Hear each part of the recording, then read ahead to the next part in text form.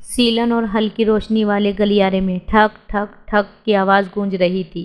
High heels, red sari, black blouse. Doctor Reena Malik सधे कदमों से जेल के अहाते से होकर अपने केबिन में जा रही थी। यरवदा सेंट्रल जेल में डॉक्टर रीना की पोस्टिंग कैदियों की काउंसलिंग के लिए हुई थी। उसे कोई अंदाज नहीं था कि किस्मत उसके लिए इस जेल में क्या प्लानिंग किए बैठी है।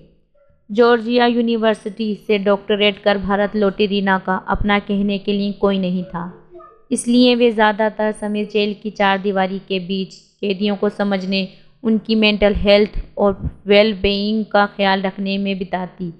बचे हुए समय में या तो वो महिला कैदियों की बच्चों को पढ़ाती या कैदियों की काउंसलिंग से मिले अनुभवों को दर्ज कर रिसर्च पेपर तैयार करती। क्रिमिनल साइकोलॉजी में डॉक्टरेट के दौरान उसने देखा कि भारत के कैदियों की मेंटल हेल्थ साइकोलॉजी पर स्टडी ना के बराबर थी, इसलिए वे इसकी फील्ड में काम करना चाहती थी। वे बच्चों को पढ़ा रही थी कि जेलर ने उसे अर्जेंट बुलावा भेजा। पता चला कि एक कैदी रोहन शाह तीसरी बार सुसाइड अटेम्प्ट कर चुका है। आज उसने अपना सिर सलाखों पर दे मारा था। फिलहाल उसका ट्रीटमेंट चल रहा था। जेलर ने डॉक्टर रीना से रिक्वेस्ट की कि वो अपने वीकली शेड्यूल में इस कैदी को प्योरिटी पर शामिल करें। इसे काउंसलिंग की सख्त ज़रूरत थी। रीना उसकी केस फाइल लेकर अपने केबिन में लौट आई। अगले दिन पट्टियों में बंधे रोहन उसके सामने खड़ा था। रीना को अब तक पता चल चुका था कि उम्र कैद काट रहा रोहन अपनी पत्नी के मर्डर के बाद यहाँ पहुँचा है।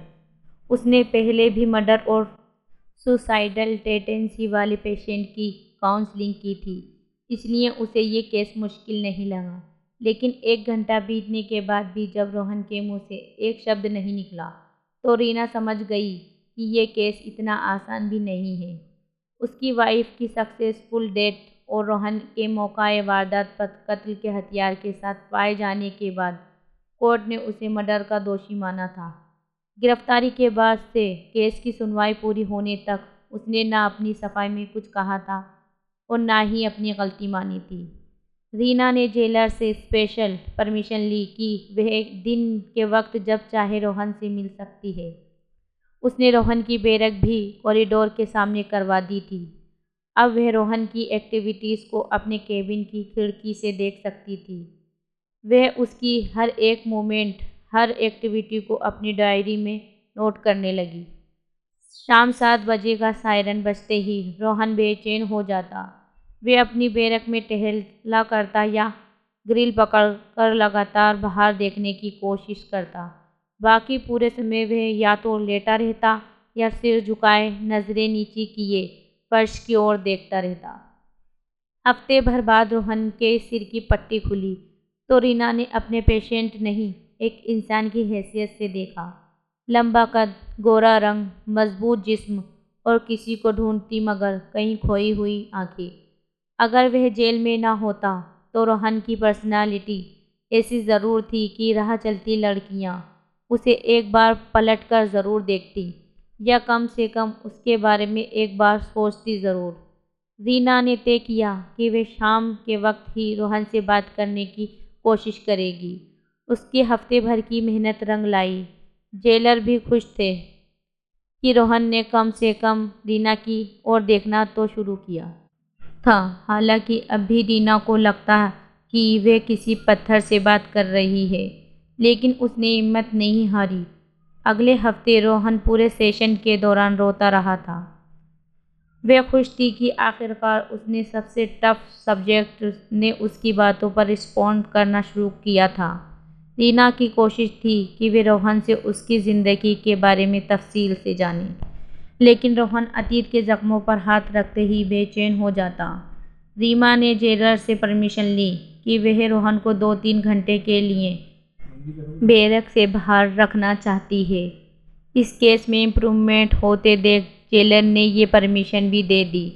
रीना ने रोहन की केस फाइल पढ़कर इस सेशन के लिए अपने केबिन का ठीक वैसा सेटअप किया था जैसा उस कमरे का था जिसमें रोहन की वाइफ की डेड बॉडी मिली थी।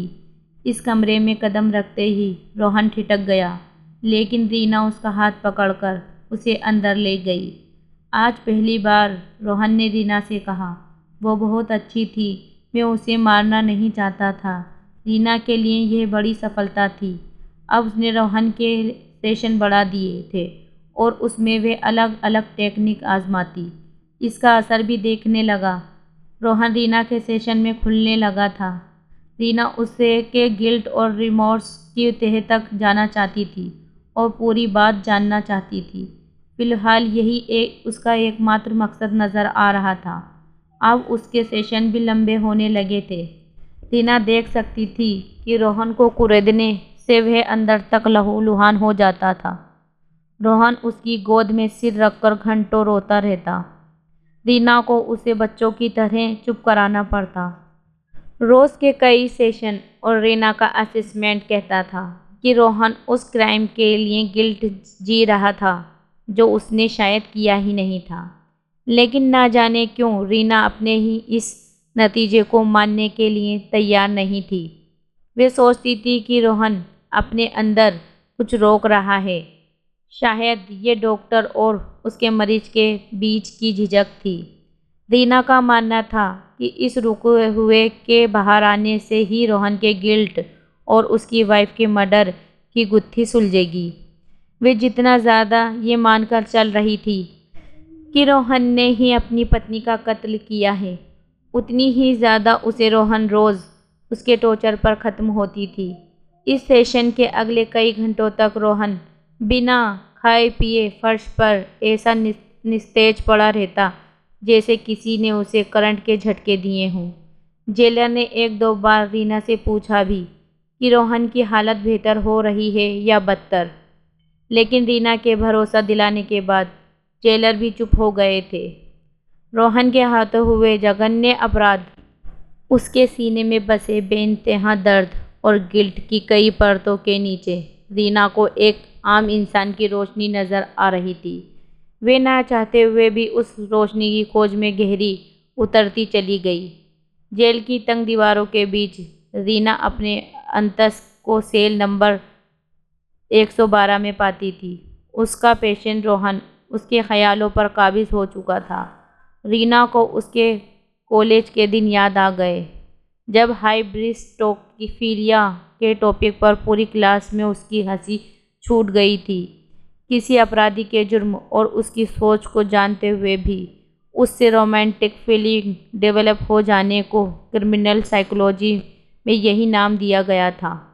पूरे वक्त प्रोफेशनल किरदार में रहने के बावजूद रीना रोहन के सेशन के बाद खुद को दिल के हाथों मजबूर मानने लगती। इस जादू की गिरफ्त से बचने के लिए रीना ने कुछ दिन का ब्रेक लेकर जेल से बाहर जाना बेहतर समझा। वैसे बाहर की दुनिया उसे जेल से ज़्यादा बेचीता लगी। ऐसी ही एक शाम वे बार में बैठी अकेली बियर पी रही थी कि 3 शोहदों ने उसे अकेले जानकर छेड़ने की कोशिश की। पहले तो उसने उन्हें इग्नोर किया, लेकिन जब वे उसकी टेबल तक आ गए और उनमें से एक ने उसका हाथ पकड़ा तो रीना ने अपनी टेबल पर रखी बियर की 2 बोतलें दोनों हाथों में ली और घुमाकर उसके सिर पर दे मारी। पूरे बार में भगदड़ मच गई। वे लड़का रीना की टेबल पर पड़ा अपने ही खून से सन चुका था। बार मैनेजर ने पुलिस को फ़ोन कर दिया। अगला सूरज उगने और रीना का नशा उतरने तक वे घटना घट चुकी थी जिसकी उसने सपने में भी कल्पना नहीं की थी। वे लड़का कोमा में था और रीना उसी जेल में कैदी बन गई थी जहां वे डॉक्टर थी। उसे रोहन के बगल वाला सेल नंबर 112 मिला था। रोहन ने उससे बात करने की कोशिश की तो रीना ने मुंह फेर लिया था, लेकिन अब उसने रीना से कहा, तुम्हारे जाने के बाद मुझे याद आ गया कि उस रात क्या हुआ था। तो रीना से रहा नहीं गया। रोहन ने बताया उसे और उसकी वाइफ सिंधु को उस रात एक फ्रेंड के घर पार्टी में जाना था। रोहन का जाने का बिल्कुल मन नहीं था, तो वे शाम से ही शराब पी रहा था। वाइफ सिंधु कई दिनों से उससे घर का फ्यूज़ बदलने के लिए कह रही थी, जिसे वे टालता आ रहा था। उस शाम सिंधु ने हेयर स्ट्रेटनर को जैसे ही प्लग इन किया, घर के एक हिस्से की लाइट चली गई और वे ज़ोर से चीख पड़ी। पहले उसे लगा कि सिंधु गुस्से में चीखी है, लेकिन जब उसकी चीख नहीं रुकी तो वे भागकर अंदर गया। सिंधु करंट लगने से झटपटा रही थी। उसने हेयर स्ट्रेटनर का स्विच ऑफ कर सिंधु को धक्का दिया तो उसका सिर अलमारी से जा लगा और वह उसके बाद नहीं उठी। सिंधु की चीख सुनकर नौकर भी आ गए थे। उन्होंने डॉक्टर को फ़ोन किया और डॉक्टर ने पुलिस को। सिंधु इस दुनिया से जा चुकी थी। उस पर पत्नी को करंट देकर मारने का इल्ज़ाम लगा। सिंधु के जाने के बाद वे कई दिन तक बेसुध रहा और गुनाहगार मानता रहा। इसलिए उसने चुपचाप वही मान लिया जो पुलिस कह रही थी। रीना अपने सेल से चीख पड़ी कि तुम झूठ बोल रहे हो। तुमने ही मेरी बहन सिंधु को मारा है क्योंकि तुम उससे नहीं किसी और से प्यार करते थे। मेरी बहन सिंधु सुनकर रोहन चौंका। उसने कहा, सिंधु ने तो मुझसे कहा था कि उसका इस दुनिया में कोई नहीं है। रीना के सेल से आवाज़ आई, वो इसलिए क्योंकि मेरे लाख मना करने के बावजूद तुम जैसे घटिया इंसान से शादी का फैसला करने के बाद हम दोनों एक दूसरे के लिए मर गए थे। लेकिन खून का रिश्ता नहीं मरता। इसलिए मैं अपनी बहन के मर्डर की कहानी तुम्हारे मुंह से सुनने के लिए यहाँ आई थी। रोहन ने मायूस आवाज़ में कहा, तो फिर तुमको भी मुझसे नाउम्मीद होना पड़ेगा जैसे सिंधु को होना पड़ा था। मेरी डायरी पढ़ने के बावजूद उसने मुझसे शादी की। मैं हार्ट ब्रेक और सिंधु से शादी के गिल्ट से नहीं निकल सका और शराब पीने लगा। उसी ने मेरी एक्स को ढूंढा था और उससे दोस्ती की थी ताकि मुझे नॉर्मल कर सके। उस हादसे वाली शाम हम मेरी एक्स के घर ही डिनर के लिए जाने वाले थे। मैं वहाँ नहीं जाना चाहता था, पर वो ये सब मेरे लिए ही कर रही थी। मैं उसे क्यों मारता, रीना। इसके बाद दोनों बैरक में खामोशी छा गई और कुछ देर बाद रीना के सुबकने की आवाज़ आने लगी। रोहन उसकी बहन का हत्यारा ना सही, लेकिन उस हादसे की एक वजह तो था ही। लेकिन उसने पिछले कुछ दिनों से जो भी रोहन के लिए महसूस किया था और जिससे वे हर हाल में बचना चाह रही थी, वही फीलिंग उससे फिर से घेरने लगी थी। रीना इसी दोराहे पर थी कि वे अपनी बहन की मौत की वजह बने इंसान से दूर रहे या अपने दिल की सुने। पूरी रात सोचने के बाद उसने पाया कि सच, प्यार और इंसाफ शायद ऐसी चीज़ है जिसे हमेशा ब्लैक एंड वाइट में नहीं देखा जा सकता। कई बार ये ब्लैक एंड वाइट के बीच ग्रे शेड्स भी मिलते हैं।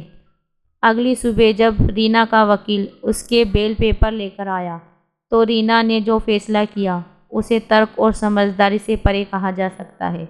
उसने कहा, मुझसे ज़्यादा रोहन को बेल की ज़रूरत है। वे उस जुर्म में सज़ा काट रहा है जो उसने किया ही नहीं। आप इस केस को रीओपन करने की तैयारी करें। मैं सलाखों के इस तरफ रहूं या उस तरफ, मुझे कैदियों की काउंसलिंग ही करनी है। क्यों जेलर साहब? उसके सेल के बाहर खड़े जेलर साहब मुस्कुरा दिए और कहा, क्यों नहीं, शाम को तुमको बच्चों को भी पढ़ाना है। बहुत दिन हो गए उन्हें किताब खोले हुए। किताब शब्द सुनकर रीना को अपनी किताब में लिखी पहली लाइन याद आ रही थी, हीलिंग और फॉरगिवनेस का सफ़र एक साथ तय होता है।